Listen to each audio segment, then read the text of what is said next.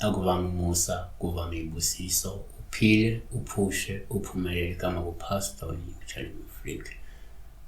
Inamba yami ayisetshenziswa umuntu oyimembe yechannel kuphela.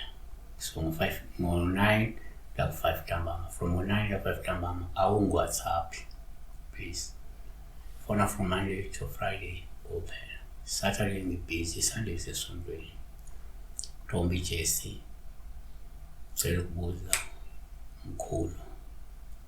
Uphupha kunethe endlini, kulele kunethe yonke into okuchazayo. Uthi ngomkhulu-ke kodwa, angibeni mkhulu. 1,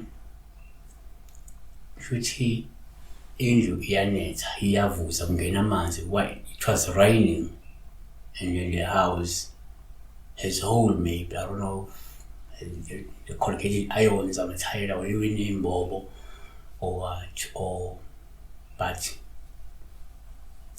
the house was leaking while it was raining and the house was leaking, maybe, let me say so. Kubi uma if the house is leaking while it is raining, or kubi uma izulu lina indlu ivuza. Yabo. So 1, ngokujwayelekile uma uphupha indlu uphawu uma inetha. Lokhu sekusho ukuthi kungenzeka ubhekene nezikhathi ezinzima, noma kuzobhekana nezikhathi ezinzima ngenxa yenkinga enkulu neyinhlupheko nje zesikhashana ezizodlula kungekudala. Yabo.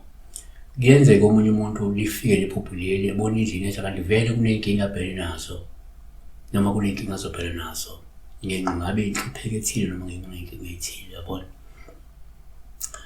uHezekiel 27:9, amalunga aseGibhali, izihlakaniphi zakhona, abe phakathi kwakho elungisa ukuvuza kwakho. Yabo. 2, kuyenzeka uma uphupha indlu kube uphawu uma inetha. Osuke lusho ukuthi kungenzeka uyaziyekelela wena, awuyilungisi impilo yakho, ngakho ugcina usubhekana nezinkinga ebezingagwemeka. Umshumayeli 10:18, ngobuvila obukhulu indlu iyabola, nangokwenqena kwezandla iyavuza. Amakhosi 2 chapter 12:7, anilungisi ngani izimfa zendlu na? 3, ngokwesintu-ke uma uphupha indlu kungawuphawu uma inetha. Osukulusho ukuthi kungenzeka umsamo wakho awulungisiwe, okuyikho-ke okudala uxhaxha lwey'nkinga. Omunye umuntu kuyenzeka ukuthi ngenxa yomsamo ongalungile bese kungenelela iy'nkinga-ke zakhe ngenxa lo msamo awulungile, noma izinto zakhe emsamo ey'dalweni azilungile, yabona. Okay, number 4, uma uphupha indlu kuwuphawu olubi uma inetha. Leli kuveze lokuthi kungenzeka uphila nomuntu ontekenteke ongakuvikeli, kodwa okulethela iy'nkinga kunalokho. So uthi uphawu lolu luyafika kwabanye abantu ngenxa yokuthi noma lo muntu ophila naye umuntu okuyekelelayo, ongakuvikeli, okulethela inkinga.